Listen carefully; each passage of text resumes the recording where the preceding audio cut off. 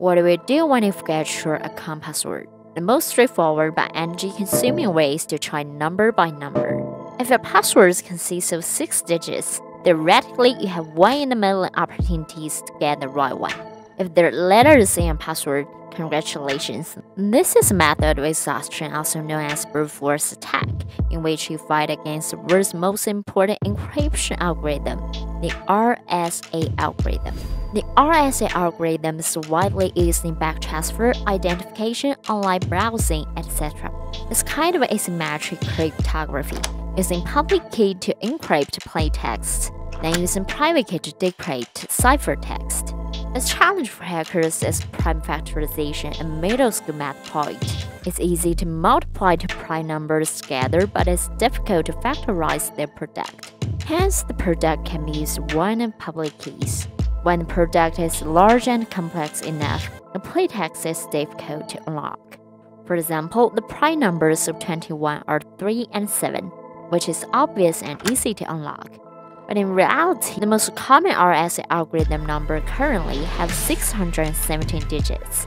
Even if the classical computer, according to experts' prediction, requires at least 300 trillion years to unlock it, the difficulty of the prime factorization is evident. The RSA algorithm is secure not because it's untackable, but because time it takes. However, it's no longer an imparable myth in the era of gradual rise of quantum computers. In this number, for instance, quantum computer takes only 10 seconds to give its factors. In terms of solving specific computational problems, quantum computers have demonstrated computational power beyond all classical computers, a phenomenon known as quantum supremacy. Why is it so powerful? Well, to start with the nature of classical and quantum computers. The form of quantum computers is different from computers with C-lab.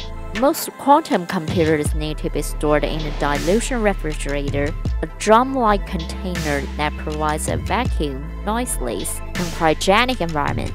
This is the quantum computer. It looks like a golden chandelier. The pipes that run through the computer like spine are the circulating cooling system.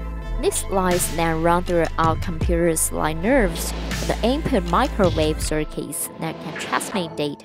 At the bottom of the computer is quantum computing chip. Its peculiar shape is attributed to the fact that its information carrier is different from the traditional computers.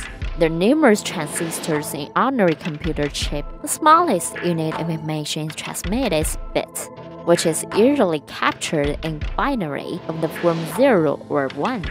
Only one piece of information can be read or stored at a time.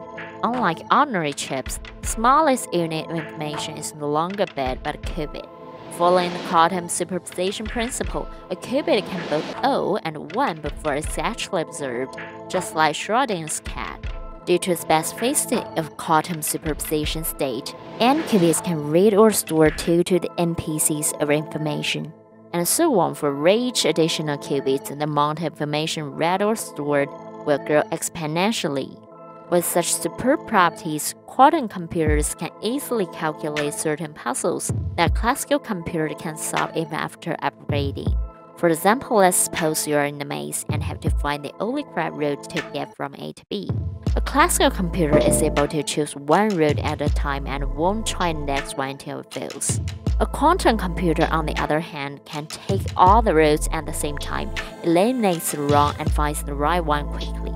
If the quantum computer is gifted Blade Master, the Shor algorithm proposed by Peter Shor, American computer scientist, is the invincible lightsaber he holding. In short, Shor algorithm firstly transforms the core of the RSA algorithm, the prime factorization, into a functional circle, and then uses a quantum computer to implement the quantum Fourier transform with a great efficiency. The prime factorization has been simplified. In the post-quantum era, this may become the top information security problem. Yet you don't have to block your credit card in a hurry. To explain this, we should first let you know what fidelity of quantum states are. The correlation factor quantum entanglement is the basis of parallel computing quantum computers, and to maintain these states requires strict control of the environment in which quantum is located to prevent collapse. if the qubit wasn't effectively isolated from its surroundings, causing the existing qubit to collapse to definite 0 or 1, the fidelity would decrease. Moreover, only by controlling enough qubits can huge potential quantum computers be unleashed. At present, to realize the prime factorization of Schur algorithm, thousands of qubits need to be entangled. However, the number of qubits that controlled is less than 100. Limited by the number of controllable qubits and fidelity, there's still a long way to go to popularize quantum computers. And to deal with the possible coming post-quantum era, scientists have worked extensively on post-quantum cryptography to find a mathematical puzzle that goes beyond the difficulty of prime factorization. In 2016, the United States National Institute of Standards and Technology launched a program for call for quantum-resistant crypto systems. Among them, lattice-based cryptography is a hot research topic. Unlike the universal cryptography based on algebra, it's based on geometry. A lattice can be thought of as a space of many regularly distributed and discrete points. In a two-dimensional world, it's easy to solve the shortest vector problem and the closest vector problem with lattice. But cryptographers apply them to multiple dimensions, even hundreds and thousands.